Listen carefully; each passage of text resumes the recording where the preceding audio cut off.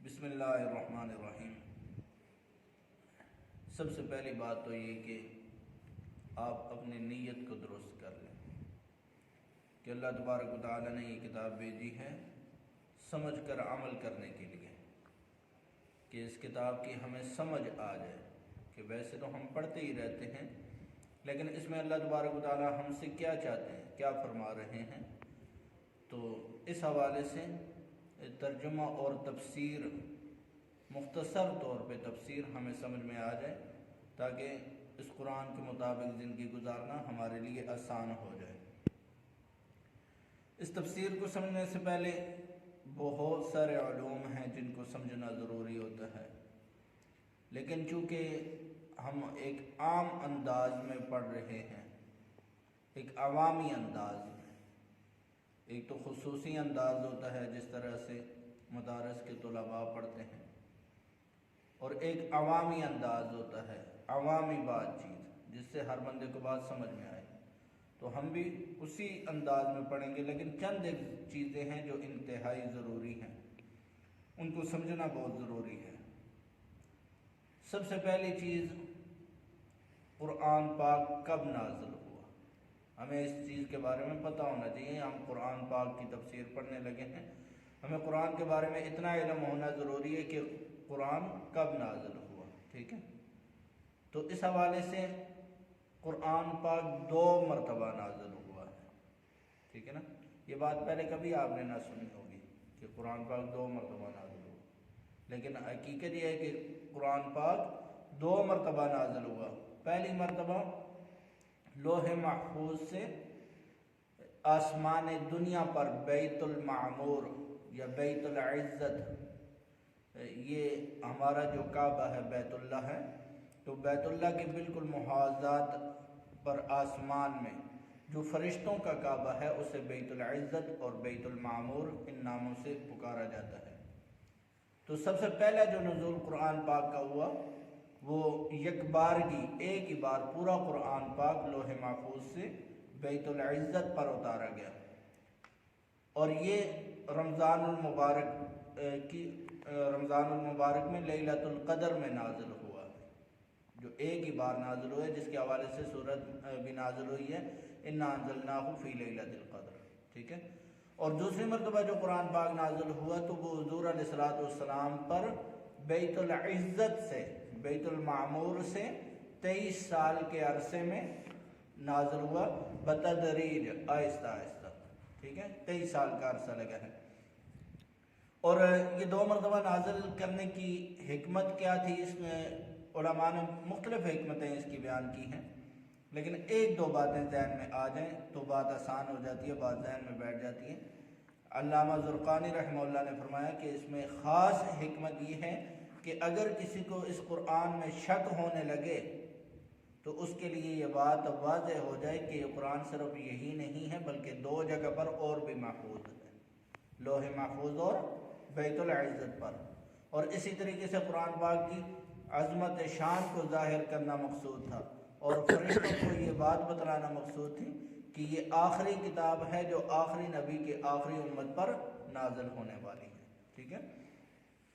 تو دوسری مرتبہ جو نزول ہوا حضور علیہ الصلوۃ والسلام پر، تو وہ بھی صحیح قول کے مطابق رمضان المبارک ہی میں نازل ہوا، اور یہی وہ تاریخ تھی جب کچھ سالوں بعد غزوہ بدر پیش آیا۔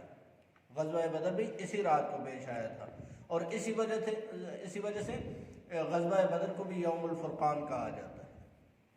قرآن کو بھی جیسے قرآن کہا جاتا ہے ایسے ہی فرقان بھی کہا جاتا ہے، اور غزوہ بدر کو بھی یوم الفرقان، فیصلے کا دن، قرآن بھی حق و باطل میں فیصلہ کرنے والا، اور وہ دن بھی حق اور باطل میں فیصلہ کرنے والا دن تھا۔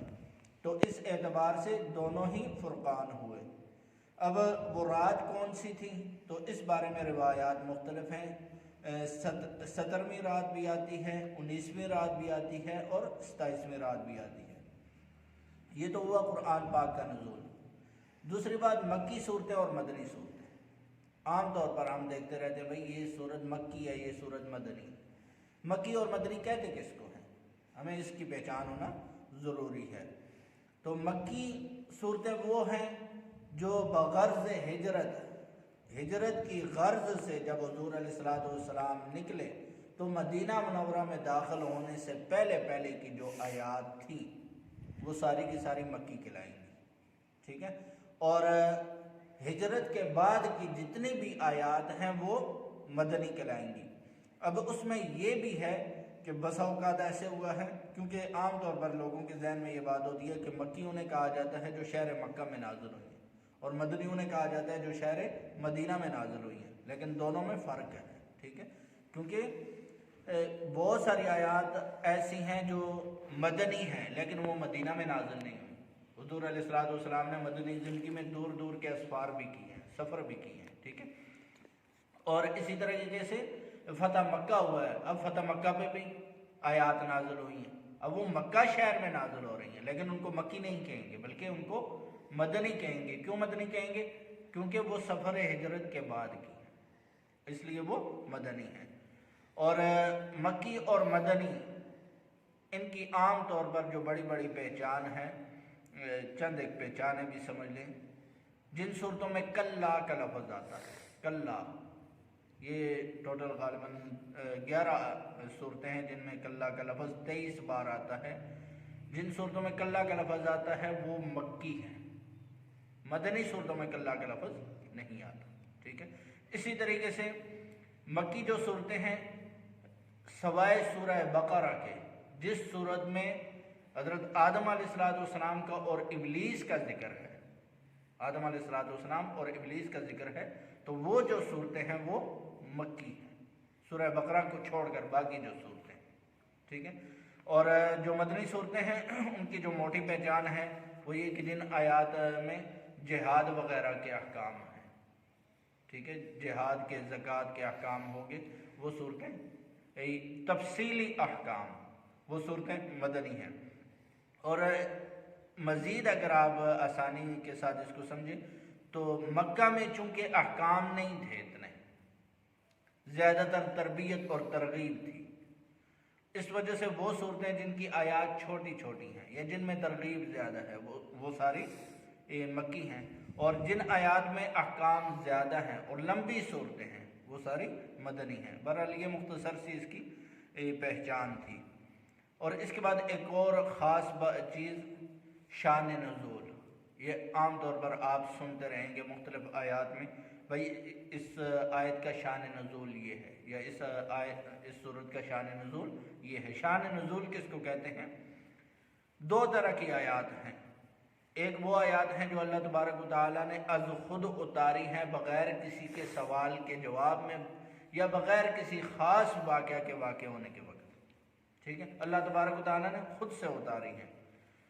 اور دوسری وہ آیات ہیں کہ جن کے بارے میں حضور علیہ الصلوۃ والسلام سے کسی چیز کے حوالے سے سوال کیا گیا تو حضور علیہ الصلوۃ والسلام نے فرمایا کہ بعد میں جواب دے دوں گا، تو اللہ تبارک و تعالیٰ نے اس پہ وہی اتار دی، آیات اتار دی، ٹھیک ہے۔ اسی طریقے سے کوئی خاص واقعہ پیش آیا اور اللہ تبارک و تعالیٰ نے اس پہ قرآن کی آیات اتار دی، تو وہ جو خاص واقعہ یا خاص سوال پہ جو آیات اتری ہیں ان کو اس خاص واقعہ اور خاص جو حکم ہے اس کو شان نزول کہیں گے، ٹھیک ہے۔ تو اب بعض آیات اس طرح کی آئیں گی کہ ان میں کہا جائے گا اس آیت کا شان نزول، یعنی کہ اس کا پس منظر یہ ہے، اس پس منظر پہ یہ آیات نازل ہوئی۔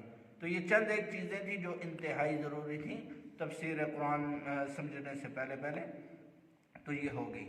اب سورۃ الحمدللہ رب العالمین، اس کی تفسیر انشاءاللہ کل